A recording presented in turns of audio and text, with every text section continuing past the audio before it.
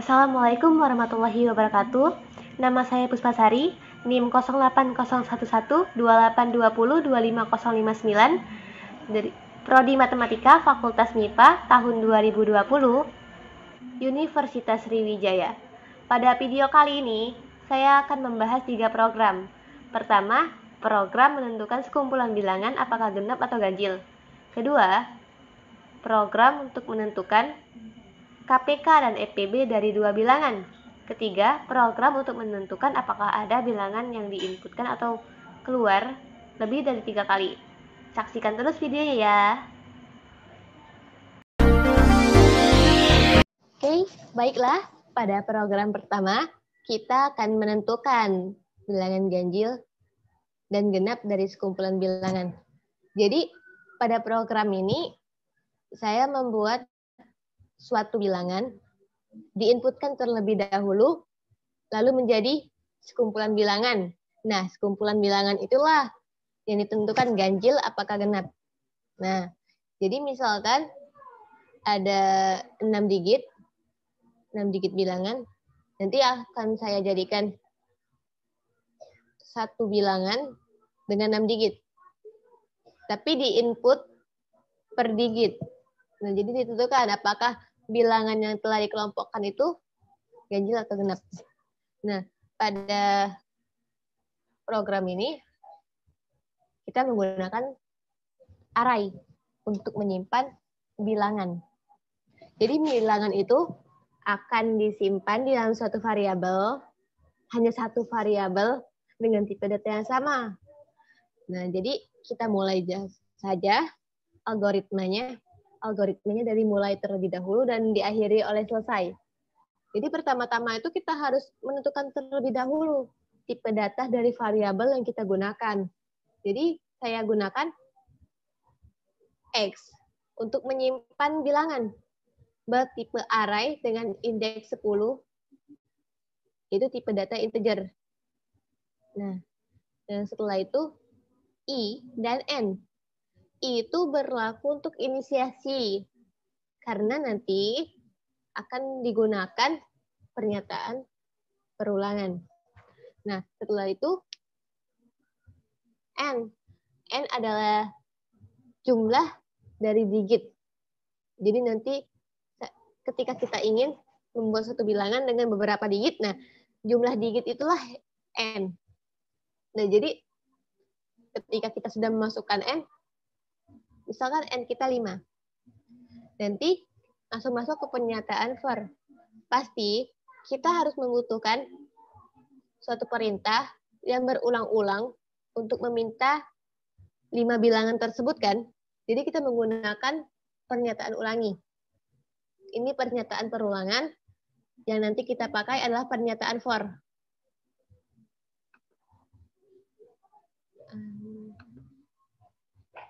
Pernyataan for.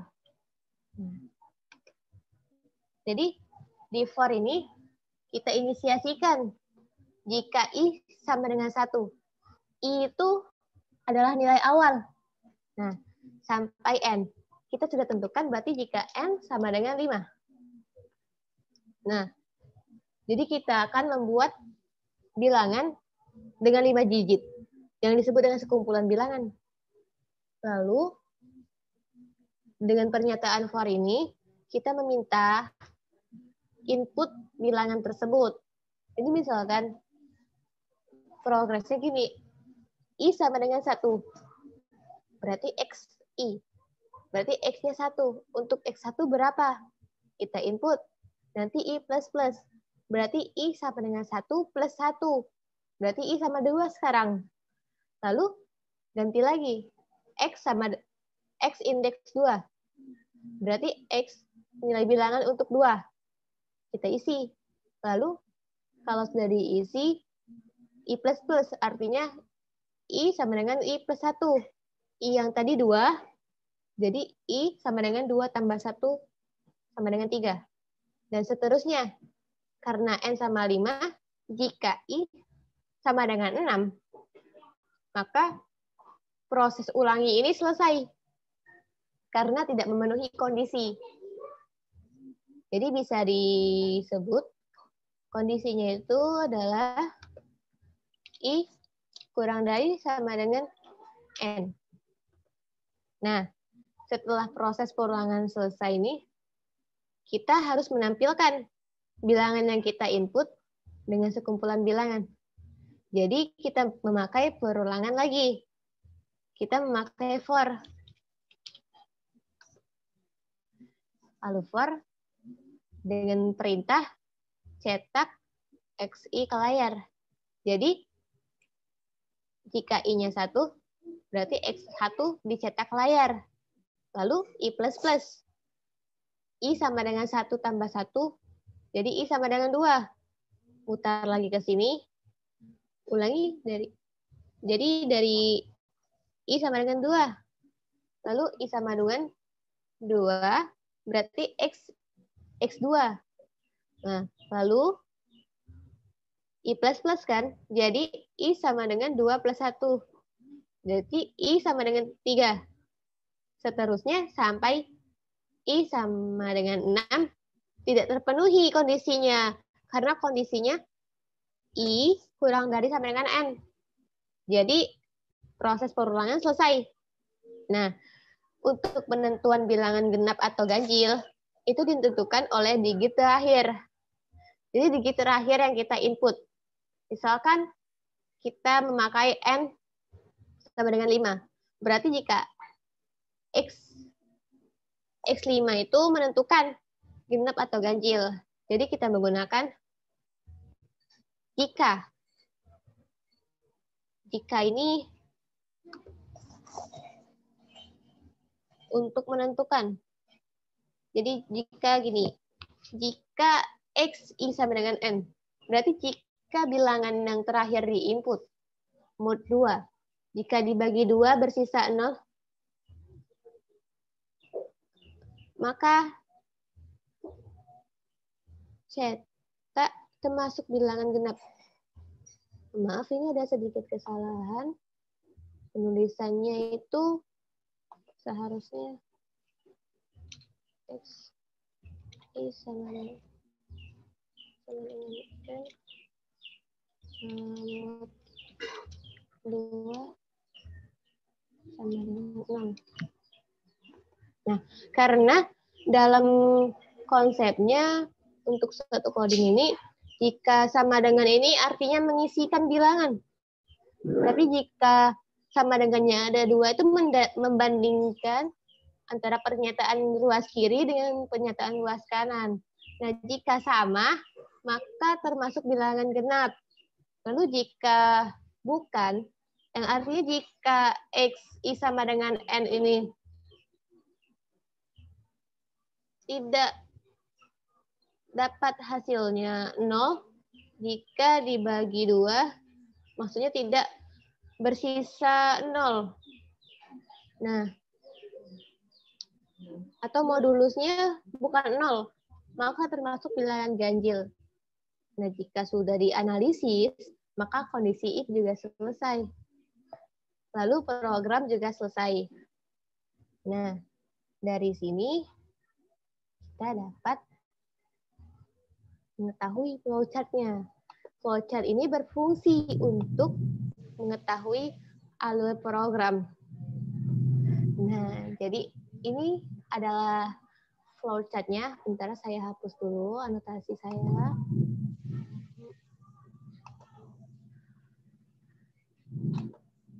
Nah, jadi kalau misalkan untuk membuat flowchart ini kita menggunakan terminator untuk start dan untuk end juga terminator.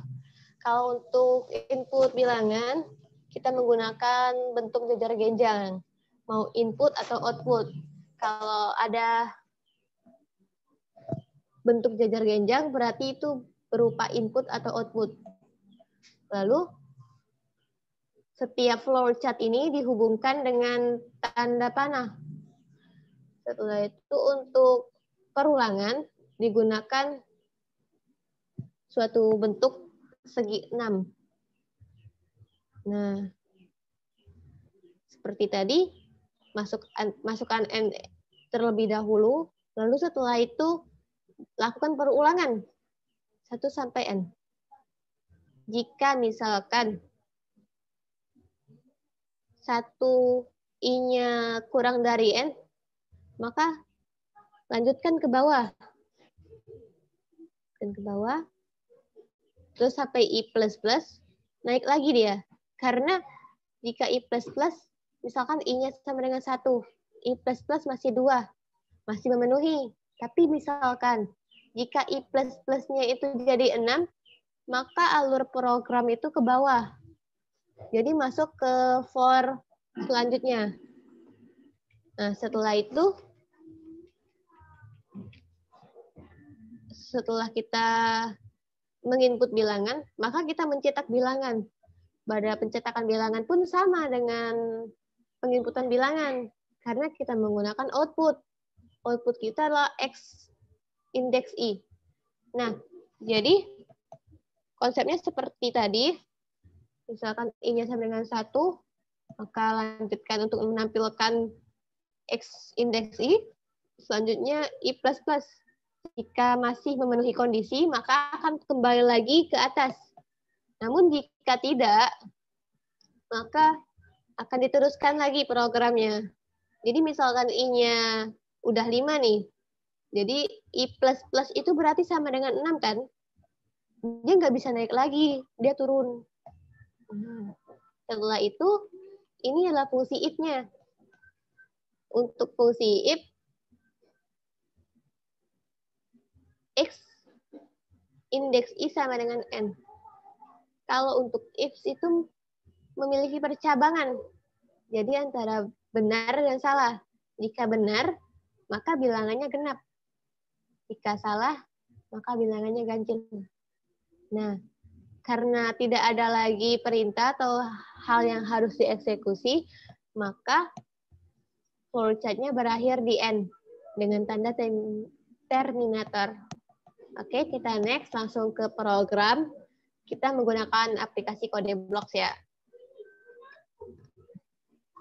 Nah, ini adalah program untuk menentukan ganjil genap. Nah, di sini kita menggunakan include IOStream untuk menggunakan fungsi cout dan cin. Jadi kalau kita nggak menggunakan IOStream ini, maka kita nggak bisa gunain cout dan cin. Setelah itu, integer main, itu program utama. Nah, fungsi using namespace std ini berfungsi untuk menyajikan pada compiler atau memberitahukan pada compiler bahwa kita akan menggunakan seluruh berkas, file, kelas, dan apa saja yang ada dalam namespace std. Nah, lalu selanjutnya ini adalah program utama dan tanda kurung kurawal terbuka untuk menyatakan pernyataan dari program utama. Jadi pertama-tama kali itu sesuai dengan algoritma kita harus mendeklarasikan terlebih dahulu variabel dengan tipe data yang kita gunakan. Nah, untuk penulisannya itu dipisah dengan tanda koma. Lalu cout ini berfungsi untuk menampilkan tulisan yang dicetak biru. Dia itu diapit oleh tanda petik 2. Nah, ditampilkan ke layar ketika running. Setelah itu kita gunakan cin N. Cin ini berfungsi untuk memasukkan N. Jadi memasukkan N ke dalam program. N ini bebas kita mengisinya berapa, asalkan integer. Lalu karena kita menggunakan array, dan array itu bisa menyimpan nilai yang berbeda dalam satu variabel. Nah, jadi dalam ulangi ini, kita inisiasikan jika I sama dengan 1, I kurang dari sama dengan N, I++. Nah, bentuk umum dari for ini, inisiasi, kondisi, dan perubahan. Nah, fungsi for ini untuk menginputkan bilangan ya. Jadi sudah itu kita tampilkan cout, masukkan digit. Nanti akan tampil di layar, masukkan digit. Setelah itu in x indeks i. Indeks ini menyesuaikan dengan i. Jadi konsepnya gini, misalkan i-nya sama dengan 1, berarti in x1. Nah, setelah tanda kurung kurawal ini, kembali lagi. Karena perubahannya i++, maka i tambah 1 sama dengan 2. Berarti i sama dengan 2. Apakah i kurang dari sama dengan n? Misalkan n-nya 5, berarti 2 kurang dari sama dengan 5. Benar. Maka jalankan program lagi. Cout, masukkan digit. In x2. Setelah itu, naik lagi ke perubahan. I++. Jadi i sama dengan i tambah 1. Jadi i sama dengan 2 tambah 1 sama dengan 3. Lalu seterusnya. Bagaimana jika i-nya sudah 5? Jadi in x5. Naik lagi ke atas. Tepat di perubahan, dicek. I sama dengan i plus 1. Berarti i sama dengan 6. Lalu dibandingkan dengan kondisi. Kondisinya i kurang dari sama dengan n. Apakah 6 kurang dari sama dengan 5? Tidak. Maka otomatis pernyataan for ini selesai. Nah, setelah itu kita harus menampilkan kan bilangan yang telah kita inputkan menjadi sekumpulan bilangan. Nah, jadi dalam programnya kita menggunakan for lagi. Dari i sama dengan 1, dengan kondisi i kurang dari sama dengan n, kenaikan 1. Nah, jadi konsepnya sama seperti for sebelumnya. Jadi i sama dengan 1, tampilkan x1, setelah itu i++, i sama dengan 1 plus 1, jadi i sama dengan 2. Apakah i kurang dari n? Kurang dari sama dengan n? Jika iya, maka lanjutkan lagi cout x2. Dan seterusnya sampai tidak memenuhi kondisi lagi. Nah, setelah itu kita cek bilangan digit terakhir itu genap atau ganjil. Nah, cara ngeceknya itu menggunakan fungsi if. Jadi, x indeks i sama dengan n. Berarti x, misalkan n-nya 5, berarti x i sama dengan 5. Berarti x5. Nah, jadi dia itu cuma nentuin digit terakhir. Jadi penentuan ganjil dan genap dari suatu bilangan itu diketahui oleh digit terakhir. Jadi dari digit terakhir kita dapat menentukan ganjil apakah genap suatu bilangan. Nah, jadi misalkan nih, X5-nya itu mod 2 sama dengan 0. Nah, sama dengannya ditulis dengan tanda sama dengan yang double ya. Jadi untuk menyamakan antara ruas kanan dan ruas kiri. Jika iya, maka cetak termasuk bilangan genap. Namun jika tidak, berarti X5 mod 2 itu bukan sama dengan 0. Cetak termasuk bilangan ganjil. Nah, sampai saat ini program selesai. Nah, coba kita runkan program ini. Kita pakai build and run karena untuk mengcompile bahasanya. Masukkan banyak digit bilangan. Misalkan kita tulis 5. 1, 1, 1, 1. Nah, dari digit ini menjadi sekumpulan bilangan. Inilah fungsi for yang kedua. Sedangkan ini adalah fungsi dari penggunaan for untuk for pertama. Lalu termasuk bilangan ganjil ini dari fungsi if yang kita gunakan. Nah, bagaimana sih jika menggunakan digit yang lain? Kita coba lagi. Kalau di keyboard bisa tekan F9.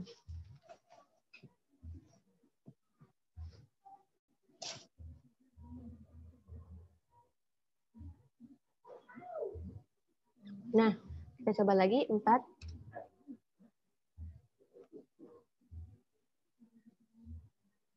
3, 2, 1, 2. Nah, ini termasuk bilangan genap. Oke, sekian untuk program pertama. Maka selanjutnya kita akan next di program kedua, yaitu program mencari KPK dan FPB dari dua bilangan.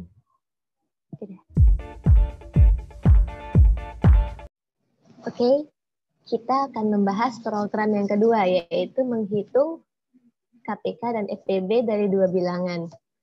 Nah, sebelum kita membuat program itu, kita terlebih dahulu harus mengetahui apa sih itu KPK dan apa sih itu FPB.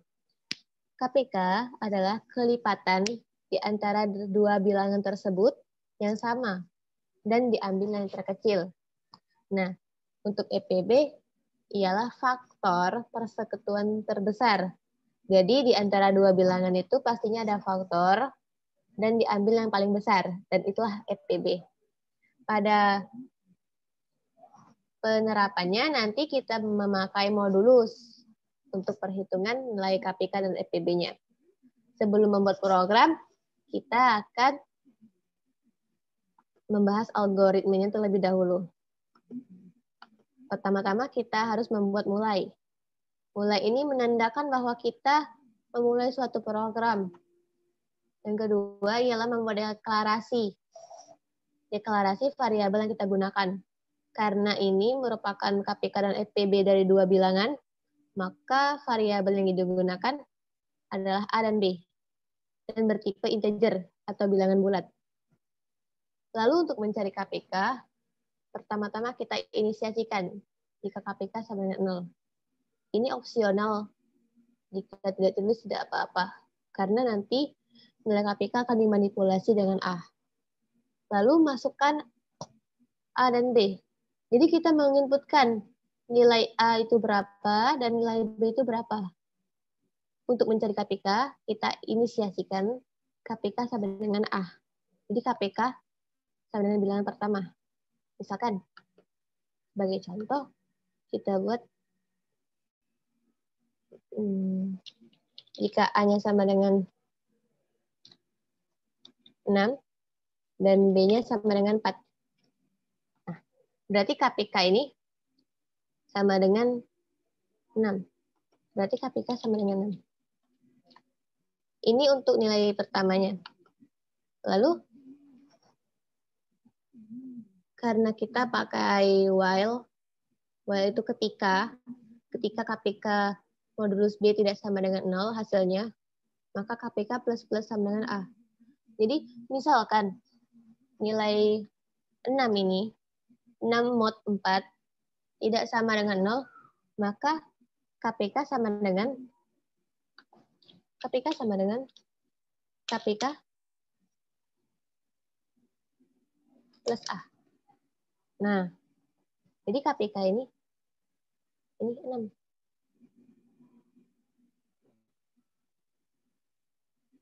Nah, sudah itu, misalkan 6 mod 4, sisa 2, tidak sama dengan 0.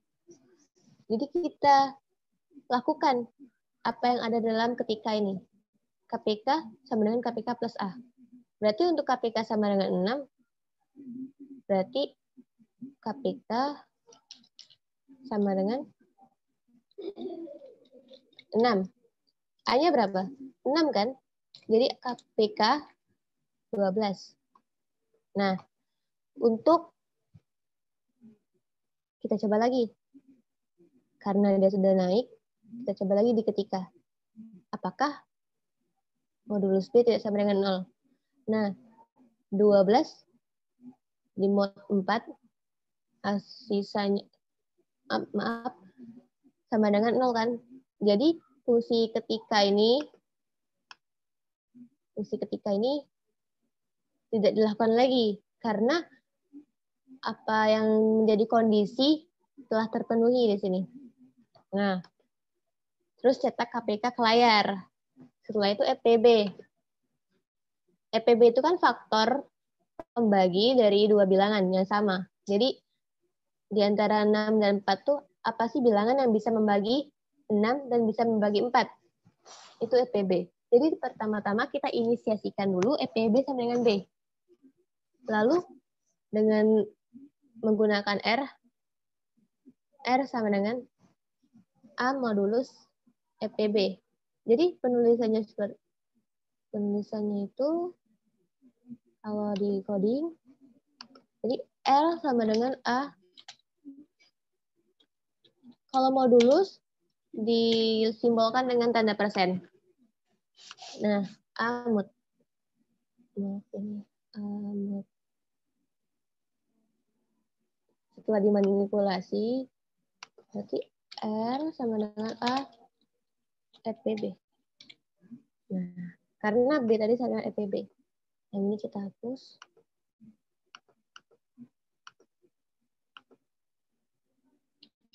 Nah, jadi R sama dengan A mod EPB. Kita sudah tahu bahwa A sama dengan 6, B sama dengan 4. Kita coba. A mod EPB itu sama dengan R. Sedangkan R hasilnya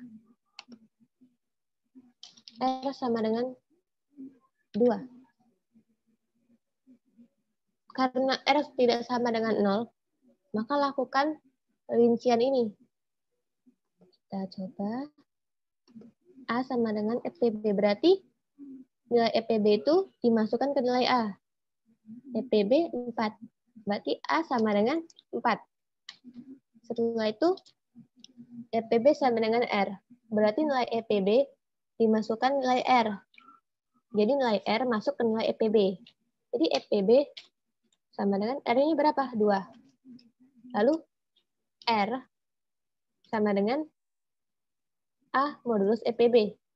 Berarti 4 mod 2 sama dengan 0. Nah, ketika sama dengan 0 berarti kita ambil EPB sama dengan 2. Kita coba lagi di atas yang dideklarasi R sama dengan A-nya 6 mod 2 sama dengan 0. Nah, ketika R telah sama dengan 0, maka pernyataan while ini tidak akan dilakukan. Setelah itu cetak EPB ke layar dan program selesai. Untuk bagian flowchart-nya, flowchart dimulai dengan simbol terminator dan untuk proses dengan persegi panjang. Lalu untuk input-output menggunakan bentuk jajar genjang. Nah, dari sini inisiasi pertama itu KPK sama dengan 0. Lalu kita masukkan A dan B, lalu kita inisiasikan kembali jika KPK sama dengan A. Lalu memastikan nilai KPK modulus B tidak sama dengan 0. Nah, jika benar, maka KPK sama dengan KPK plus A. Lalu, karena ini while, maka diulang kembali sampai KPK-nya tidak sama dengan KPK modulus B tidak sama dengan 0. Jika sama dengan 0, maka fungsinya akan ke sini. Jadi KPK ini akan dilewati. Nah, untuk simbol lingkaran ini penyambung halaman karena saya buat di Word. Jadi untuk menyambungkan halaman dan disambungkan dengan simbol seperti ini.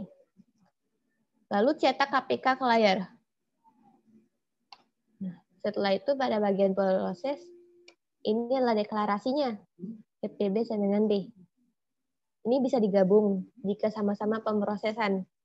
Yang tidak bisa digabung apabila satu input dan satu proses. Itu tidak bisa digabung. Lalu dengan memastikan apakah R itu tidak sama dengan 0. Jika R tidak sama dengan 0, maka lakukan rangkaian proses yang tadi. A sama dengan EPB, nilai EPB dimasukkan ke dalam A, nilai R dimasukkan ke dalam EPB, dan dihitung R-nya. Lalu berulang lagi jika R tidak sama dengan 0. Tapi jika R-nya sudah sama dengan 0, maka cetak EPB. Seperti ini. Cetak EPB dan N. Baiklah, kita langsung ke programnya. Nah, pada bagian programnya, saya menggunakan aplikasi CodeBlocks dengan versi 17.12. Nah, untuk include header, kita pakai IOStream agar kita bisa menggunakan cin dan cout. Using namespace std agar kita bisa menyatakan kepada compiler bahwa kita menggunakan kelas dan segala fitur dari namespace std. Pada integer main, ini berfungsi sebagai program utama. Diawali dengan tanda kurung kurawal buka, dan diakhiri dengan kurung kurawal tutup. Dan pada programnya kita tuliskan di tengah-tengahnya. Jadi, kurung kurawal mengapit statement atau pernyataan. Nah, variabel yang kita gunakan ialah integer i. Integer adalah tipe data. Jadi, integer itu bilangan bulat. Setiap tipe data dinyatakan di awal. Jadi pernyataan yaitu tipe data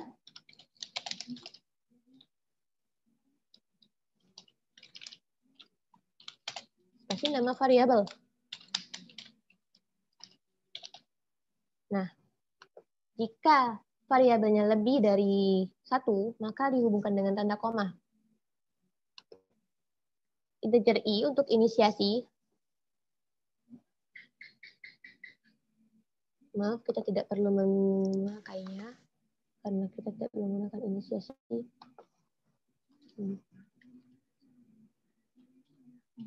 Nah, setelah itu A untuk bilangan pertama, B untuk bilangan kedua, R untuk pemrosesan pada EPB yang telah kita tuliskan di algoritma, KPK sebagai penentu nilai KPK, dan EPB sebagai penentu nilai EPB.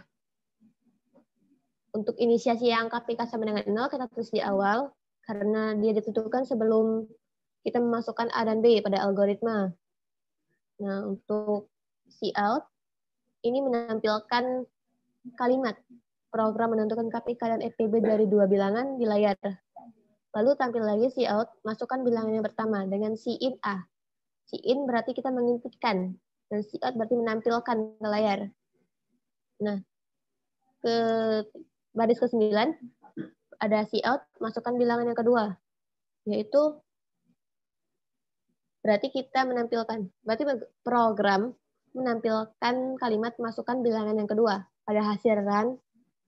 Nah, setelah itu ada cin B, berarti kita diminta untuk menginputkan bilangan kedua atau B. Lalu pada cout endline ini berfungsi sebagai enter. Nah, untuk inisiasi KPK sama dengan A ditulis sebelum while atau sebelum ketika. Jadi ketika konsepnya akan berulang-ulang sampai KPK modulus B sama dengan 0. Nah, apabila ini sudah terjadi atau KPK modulus B sama dengan 0, maka akan langsung ke baris ke-15 yaitu cout. KPK dari dua bilangan tersebut adalah, nah, yang bercetak biru ini adalah kalimat yang akan ditampilkan di layar. Lalu, karena ini masih dalam rentetan fungsi cout KPK, berarti layar akan menampilkan nilai KPK yang telah kita dapatkan di sini. Lalu endline. Lalu setelah mengutarakan nilai KPK atau memperlihatkan nilai KPK di layar, maka akan ada enter untuk pemisah antara KPK dan EPB nanti. Nah, setelah selesai KPK, kita masuk ke program EPB. EPB sama dengan B. Inisiasi bahwa nilai B adalah EPB. Jadi nilai B yang telah kita masukkan dalam sistem akan dikenali sebagai EPB. Nah, untuk mencari EPB, maka kita menggunakan modulus seperti yang di algoritma tadi. R sama dengan A modulus EPB. Apabila R-nya tidak sama dengan 0, maka lakukan proses A sama dengan EPB, EPB sama dengan R sama dengan A modulus EPB. Tiap pernyataan yang berbeda ini dipisahkan dengan tanda semikolon atau tanda titik koma. Nah, apabila R masih tidak sama dengan 0, maka akan dilakukan kembali sampai R sama dengan 0. Jadi dalam penerapannya, while ini hanya memiliki kondisi dan tidak diketahui batasnya. Lalu apabila R telah sama dengan 0, maka fungsi while atau pernyataan while ini tidak akan dilakukan kembali. Jadi langsung ke baris ke-24, yaitu menampilkan kalimat EPB dari dua bilangan tersebut adalah dengan outputnya EPB. EPB itu nilai yang kita dapatkan di sini. Setelah kita mendapatkan R sama dengan 0. Lalu N-line. N-line berarti sebagai enter. Karena program kita selesai, maka tutup pernyataan dengan tanda kurung kurawal tutup. Nah, untuk sebagai run, kita coba tandanya di sini, bool and run, atau di keyboard bisa tekan F9. Ya, tunggu beberapa menit. Maaf, beberapa saat saja. Nah, di sini. Coba kita masukkan nilai yang telah kita deklarasikan di algoritma tadi. Jadi, tadi ada 6 sama 4. Nah, jadi KPK-nya sama dengan 12, EPB-nya sama dengan 2. Bagaimana misalkan kita balik? Jadi nilai 6 di kedua, nilai pertama di 4. Kita coba.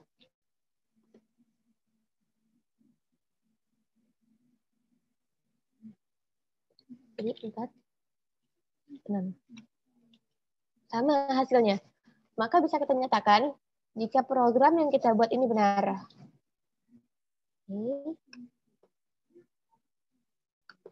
Sekian dari saya untuk program kedua. Nanti kita lanjutkan untuk program yang ketiga.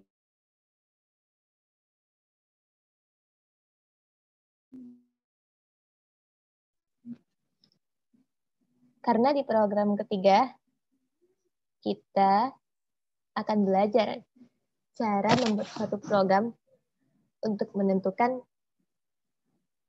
bilangan yang muncul lebih dari 3 kali, atau bilangan yang lebih dari 3 kali di input. Dan bilangannya itu sama. Oke, tetap menyimak ya.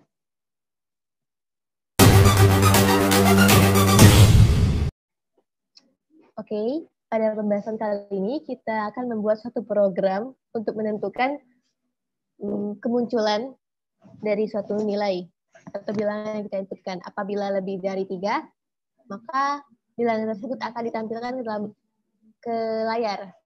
Jadi sebelum kita memulai program, kita harus mengetahui dulu logika dari jalannya program tersebut. Apabila kita menginputkan bilangan sebanyak N adalah kita tentukan sendiri banyak bilangan tersebut.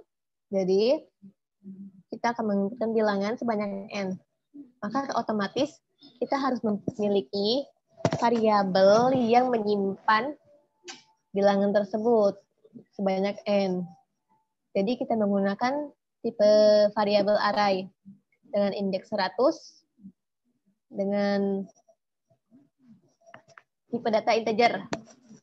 Nah, setelah itu kita menggunakan variabel jumlah N untuk banyaknya data, I dan J untuk inisiasi, dan kecil untuk perbandingan.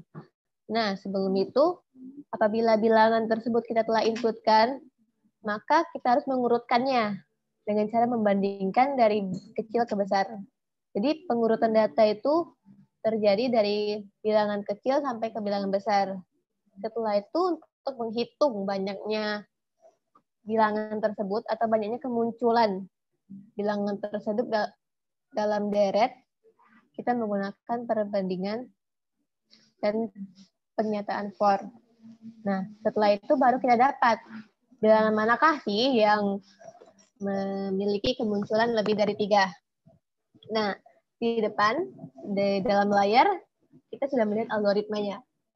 Kita bahas terlebih dahulu bahwa pertama-tama kita harus mendeklarasikan dulu variabelnya, baik itu tipe array ataupun variabel biasa. Lalu setelah itu kita harus memasukkan n. N itu bilangan bulat, seperti di sini kan n integer. Lalu dengan pernyataan ulangi atau perulangan, kita menggunakannya untuk menginput bilangan.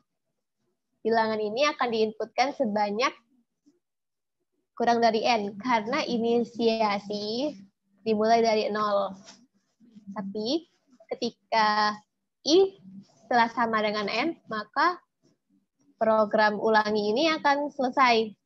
Nah, selanjutnya, apabila bilangan tersebut telah diinputkan ke dalam program, maka terlebih dahulu harus diurutkan terlebih dahulu, sesuai dengan logika kita tadi.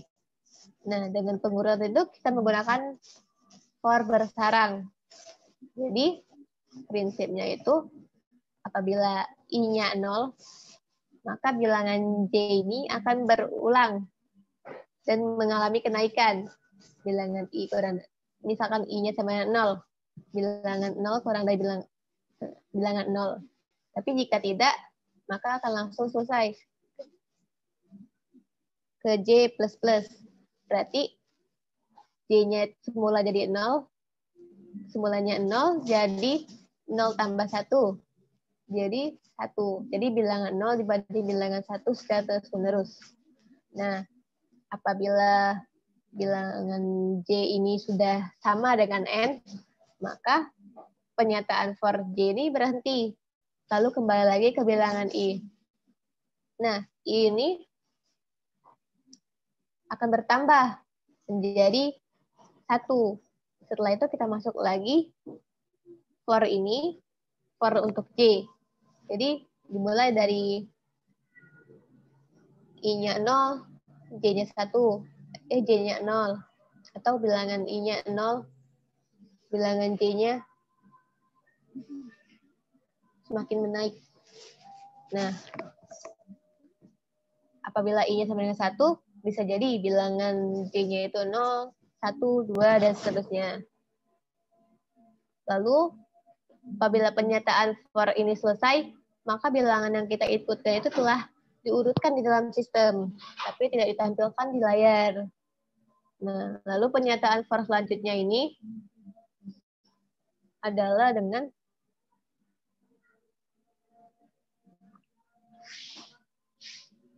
untuk menghitung banyaknya angka, banyaknya kemunculan angka. Nah, jadi inisiasi terlebih dahulu bahwa jumlah itu sama dengan 0. Karena biar lebih dipermudah dalam perhitungan. Jadi ini dari 0 akan bergerak hingga kurang dari n. Lalu apabila nilai i sama dengan n, maka pernyataan for ini selesai. Tapi di dalam pernyataan for ini mengandung pernyataan for untuk j. Nah, jadi pernyataan untuk j ini lebih tepatnya untuk menghitung nilai dari jumlah. Jadi misalkan kita inputkan bilangannya itu n sama dengan 4. Yuk, kita ganti 5 aja. Lalu dengan bilangannya 3, 1, 1, 1, 1. Nah, jadi setelah kita urutkan, nanti kita akan dapat 1, 1, 1, 1, 3. Jadi bilangannya itu 1, 1, 1, 1, 3. Nah, jadi di pernyataan for ini kita akan membandingkan gitu. Jadi misalkan pernyataan for dari I sama dengan 0 dengan J sama dengan 0. Kita fokus di bagian jika bilangan I sama dengan bilangan J. Jadi dia membandingkan. Nah, jadi pertama-tama I-nya itu adalah 0. Berarti I adalah 0. Berarti ada di sini. I sama dengan 0. Karena dia sama, 1 sama dengan 1, maka dihitung 1. Lalu pindah ke jumlah plus-plus. Berarti jumlah ini tambah 1. Berarti 0 tambah 1. Setelah itu 1. Setelah itu J plus-plusnya naik berarti. Berarti J sama dengan 0. Jadi J 0. J sama dengan 0 tambah 1.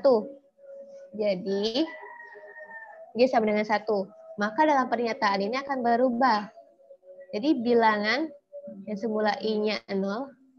Karena I-nya masih 0. Jadi dalam pernyataan for ini kita fokus dulu di J. Bilangan 0 apakah sama dengan bilangan ke 1. Jadi 1 sama 1. Sama kan? Jadi jumlah plus-plus. Berarti jumlah tadi adalah 1 tambah 1. Jadi jumlahnya 2 sekarang. Nah, jadi J plus-plus. Lalu misalkan kita tambah lagi. Berarti J-nya sama dengan 2. Berarti bandingkan bilangan 1 dengan bilangan 2. Sama, maka jumlah plus-plus. Jadi jumlahnya 3. Lalu J plus-plus naik lagi, jadi J sama dengan 3. Lalu bandingkan lagi. Bilangan 0 sama dengan bilangan 3. 1 sama dengan 1. Maka jumlah plus-plus. Jadi jumlah sama dengan 4. Lalu kita bandingkan lagi. Apakah 1 bilangan 0, bilangan ke 0, dengan bilangan ke 4? Apakah sama 1 dengan 3? Tidak. Maka jikanya tidak terpenuhi, dan langsung J++. Nah, karena J++ itu berarti 5, maka selesai pernyataan for dan kembali lagi ke pernyataan for untuk I. Berarti I-nya naik 1. Gitu. Nah, setelah kita simpan, nah seperti ini. Oh ya, ini konsepnya. Dari J++, jika pernyataannya for-nya selesai, maka dibandingkan bilangan I. Apakah jumlah tadi yang kita dapatkan sudah jadi 4, maka akan dicetak di layar. Tapi apabila belum, maka pernyataannya kosong. Jadi I++-nya akan selalu naik. Gitu. Dan pernyataan ini mencegah terjadinya duplikasi. Jadi misalkan kita telah menghitung nilai 1, maka di pernyataan ini tidak akan dihitung lagi. Untuk memastikan agar pernyataan tidak dihitung kembali. Nah, kita apabila sudah keluar outputnya, maka program selesai. Nah, untuk flowchart-nya seperti ini. Pertama-tama dimulai dari start, input and perulangan for yang tadi kita bahas di algoritma. Lalu untuk penginputan bilangan ini ya. Lalu yang selanjutnya itu berguna untuk membandingkan bilangan. Jadi antara besar ke kecil, antara kecil ke besar.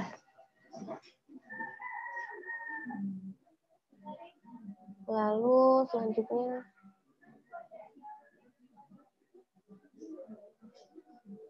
ini digunakan untuk menghitung jumlah. Dan ini untuk membandingkan agar tidak terjadinya duplikasi pada perhitungan jumlah yang telah kita gunakan.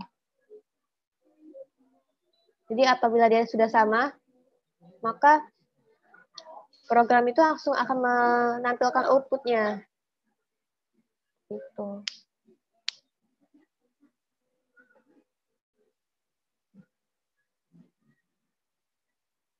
Oke, jadi kita langsung ke programnya.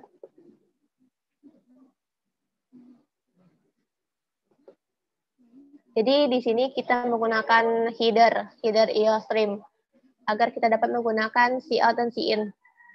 Program utamanya kita tulis dengan integer. Pendeklarasiannya terlebih dahulu kita lakukan di awal agar memudahkan kita dalam menggunakan variabel. Jadi integer bil array ditunjukkan dengan kurung siku. Jumlah L, I, J kecil. Variabel ini jika lebih dari 2, lebih dari 1, maka akan dihubungkan dengan koma. Cout, masukkan banyak bilangan. Berarti kita menampilkan kalimat masukkan banyak bilangan di layar. Fungsi dari sin ini untuk memudahkan kita atau untuk agar kita bisa menginputkan bilangan. Penting diingat jika n ini bertipe integer. Lalu for i sama dengan 0 sampai i kurang dari n. Berguna untuk meminta penginputan bilangan. Nah, agar lebih dipermudah dalam penampilannya, maka kita tulis di sini i plus 1. Jadi 0 plus 1. Jadi bilangannya akan secara urut bilangan ke 1, 2, 3, dan sebagainya. Lalu apabila ada tanda kurung kurawal seperti ini, maka pernyataan for ini selesai. Nah, apabila sudah, kita urutkan menggunakan pernyataan ini. For ini agar bilangan i bisa bergerak hingga n. Tapi sebelum itu harus menuntaskan terlebih dahulu yang for j sama dengan 0. Jadi konsepnya itu j sama dengan 0 diproses terlebih dahulu. Jika selesai, jika telah selesai, mengalami kenaikan, lalu dipastikan. Tapi misalkan dalam kondisi ini tidak memenuhi, maka keluar dari for ini. Nah, apabila keluar, belum selesai. Dia harus kembali lagi ke for i sama dengan 0. Jadi i-nya itu mengalami kenaikan karena prosesnya sudah terpenuhi. Jadi i semula 0 jadi plus 1. Jadi i sama dengan 1. Lalu dipastikan apakah i itu kurang dari n. Maka apabila kondisinya benar, maka kita kembali lagi ke for j sama dengan 0. Nah, nilai j sama dengan 0 itu balik lagi. Jadi j sama dengan 0. Apabila nilai i maupun nilai j telah sampai dengan n, maka pernyataan for ini akan selesai. Nah, lalu tanda kurung kurawal tutup ini berfungsi untuk menutup pernyataan. Jadi, pernyataan kurung ini untuk yang ini, kurung tutup ini untuk pernyataan for j, dan kurung kurawal tutup ini untuk pernyataan for untuk i sama dengan 0. Nah, selanjutnya ini adalah cout. Bacanya cout merupakan perintah untuk mengeluarkan. Ini untuk sebagai keluaran dan akan tampil di layar. Nah, kalau cin itu untuk tersimpan ke dalam memori. Jadi cout n-line. N-line ini berfungsi sebagai enter dalam program hasilan nanti. Nah, lalu bilangan di input lebih 3 kali. Maka dalam prosesnya itu di program akan ditampilkan di layar kalimat bilangan yang di input lebih dari 3 kali. Nah, dalam hal ini yang for ini digunakan untuk mengecek bilangan yang diinputkan. Jadi dari i sama dengan 0, dengan inisiasi jumlah sama dengan 0. Inisiasi ini di dalam for. Nah, karena untuk menentukan menghitung nilai jumlahnya, maka kita menghitungnya dengan J. Nah, dari sini, agar menghindari program menampilkan angka yang sudah ditampilkan ke layar sebelumnya, maka kita menggunakan apakah if itu apakah atau jika.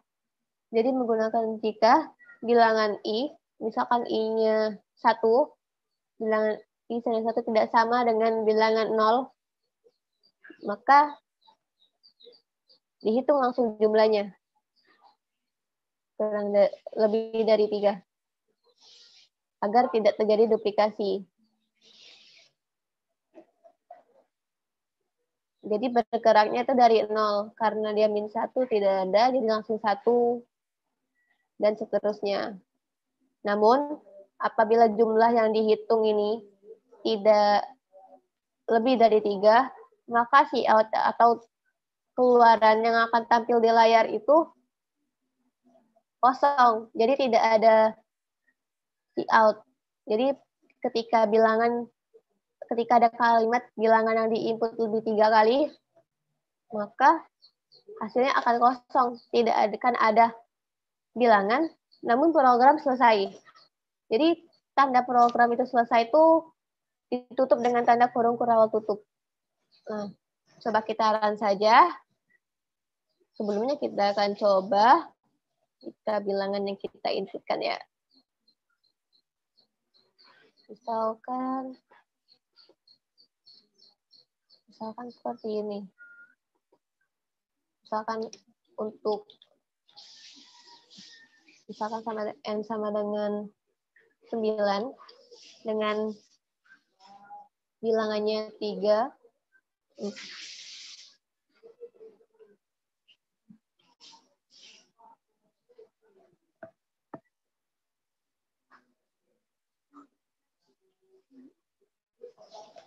Kalau untuk yang tidak adanya kita coba juga, misalkan 7, 4, 6, 5, 7, 3, 2, 1. Nah, jadi ini adalah bilangan. Jadi misalkan ini kan kita pasti sudah dapat mengetahui jika hasil inputan ini kita ganti saja sebagai 4, bahwa hasil inputannya akan jadi 4. Namun ini akan menghasilkan inputan, hasil output yang kosong. Jadi hanya sebatas spasi. Kita coba run. Kita harus build and run karena mengcompile dari bahasa C++ ke bahasa mesinnya. Jadi kita coba build and run.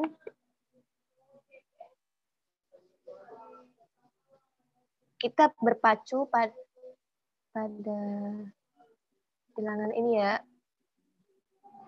Kita pindahkan dulu biar tidak tertutup. Jadi kita pindahkan ke sini. Lalu proses run tadi. Kita proses run. Ini prosesnya. Nah, kita kecilkan saja. Ya.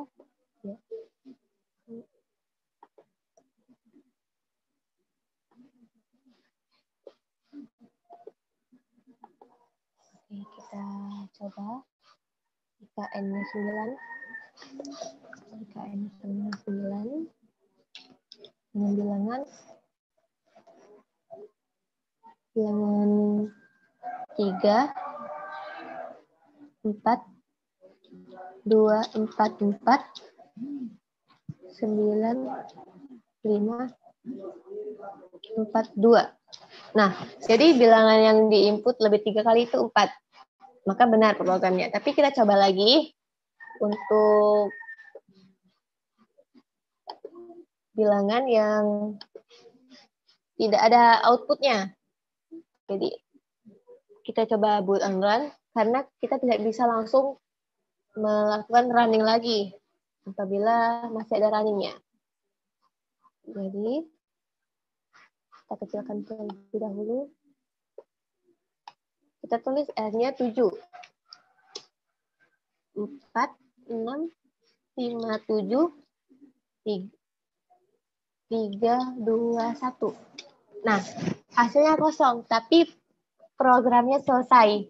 Nah, dari sana kita bisa menyimpulkan jika bilangan yang di-input lebih 3 kali itu, bilangan yang sama, tidak ada di dalam bilangan yang kita inputkan, maka program selesai. Baiklah, sekian dari saya untuk program ini. Mohon maaf apabila ada kesalahan. Dan terima kasih karena telah menonton video ini. Assalamualaikum warahmatullahi wabarakatuh.